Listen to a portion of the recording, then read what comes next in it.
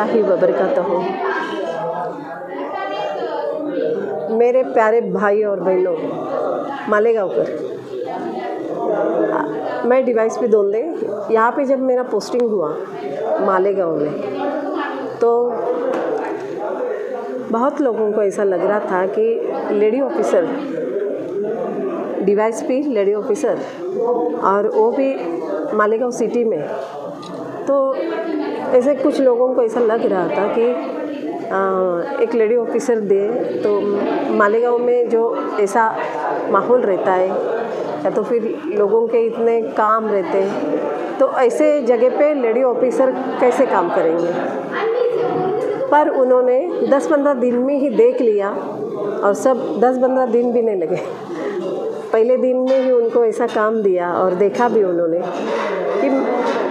उन्होंने देखा कि मैं जो आम सामान्य नागरिक जनता जो रहती है, जो घरेलू रहते हैं, व्यापारी रहते हैं, मेहनत करने वाले रहते हैं, मज़दूर रहते हैं, इन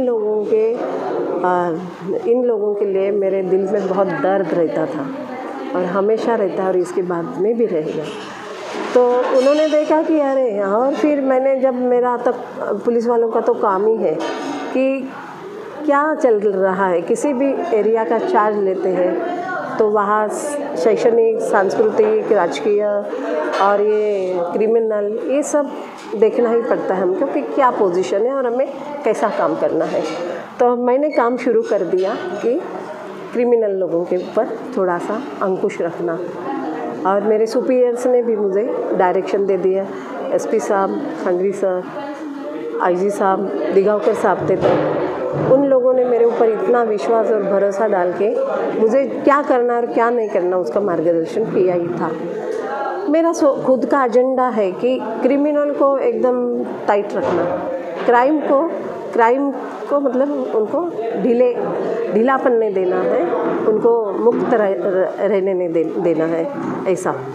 तो उनको पहला नियंत्रण, पहला कंट्रोल तो वो रहता है, और बाद में महिला है, बच्चे हैं, उनका काम करना, उनको मोहब्बत देना, उनका पुलिस के ज़रिए मोहब्बत और जो पुलिस के विश्वास जो है वो बढ़ाते रहना। और उन लोगों को लगना चाहिए कि डिपार्टमेंट सामान्य नागरिकों के लिए है, जनता के लिए है।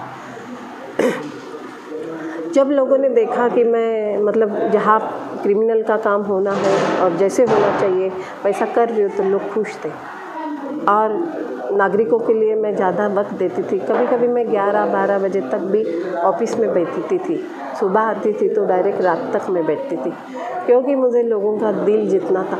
सबसे बड़ी बात यह है कि मैं मेरा यूनिफॉर्म पे मैं बहुत मोहब्बत करती थी, मेरा यूनिफॉर्म का मुझे बहुत नाज था, तो मैं उसका फ़ायदा लोगों के लिए, लोगों की जो तकलीफ़ें हैं वो दूर करने के लिए यूज़ करती थी।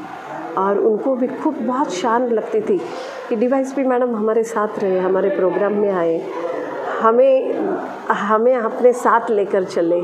उनको बहुत ऐसा उनको बहुत नाज रहता था कि वो मैडम हमारे घर पे आए, और एक मतलब जिसने घर पे बुलाया उनके घर पे जाती थी, जिन्होंने प्रोग्राम पे बुलाया उनके प्रोग्राम को जाती थी। बच्चों के बारे में मुझे बहुत मोहब्बत है, उनके बच्चों को मिलती थी। तो मालेगांव शहर ने इतनी मोहब्बत दी कि ये मैडम जो है वो कुछ, यूनिफॉर्म तो अलग है, यूनिफॉर्म की बात अलग है, पर है उनके दिल में सही में एक इंसानियत है, मोहब्बत है। और मैंने हमेशा पुलिस धर्म पाला। मैंने हमेशा मेरा कर्तव्य करते वक्त कोई जात, धर्म, ये बड़ा छोटा, ये चीज़ें नहीं मैंने देखी। मैंने हमेशा मेरे कर्तव्य को, मेरे काम को न्याय दिया है, और मैं गवर्नमेंट की बहुत शुक्रगुजार हूँ कि ऐसे जगह पे हमको पोस्टिंग, हमें उन्होंने मतलब लेडी ऑफिसर को संधि दी। हर जगह पे सीनियर पीआई, डीवाईएसपी, हर पोस्ट पे लेडी ऑफिसर को काम करने की संधि दी, तो मैं बहुत शुक्रगुजार हूँ। और हमारा गवर्नमेंट, हमारा देश, हमारा महाराष्ट्र, हमारा जहाँ हम रहते हैं वो सब हमारे लिए बहुत इम्पोर्टेंट है, और सब नागरिकों ने उनकी इज्जत करनी चाहिए, उनका महत्व, उनका मूल्य ऐसा संभाल के रखना चाहिए।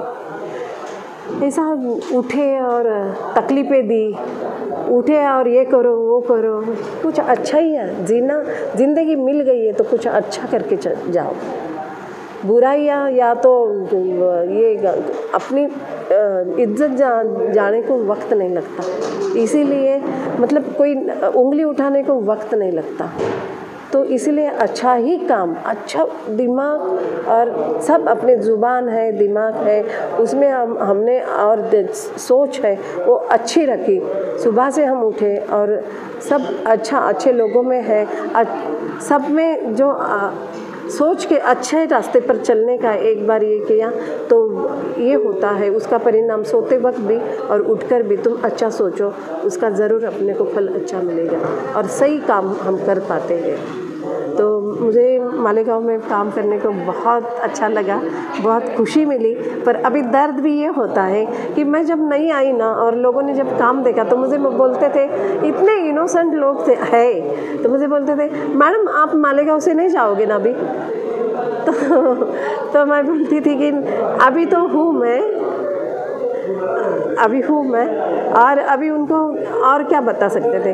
और फिर अभी 2-3 दिन के पहले भी उनको मालूम ही नहीं ना ये रिटायरमेंट होती है, उनको जाना पड़ते हैं, तो उनको लगता था कि मैं बोलती थी ना कि अभी जाना मतलब रिटायरमेंट हो रहा है मेरा, तो कुछ लोगों को ऐसा लगता था कि मैडम की पोस्टिंग हो रही है क्या।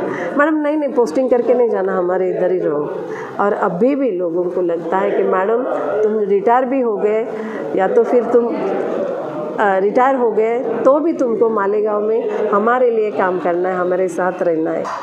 मैं ज़रूर, मेरे पास बहुत सारे लोगों के नंबर है, मेरे नंबर बहुत सारे लोगों को मैंने दिए हुए, कभी भी किसी का भी फ़ोन आया तो मैं उनको ज़रूर हेल्प करूँगी।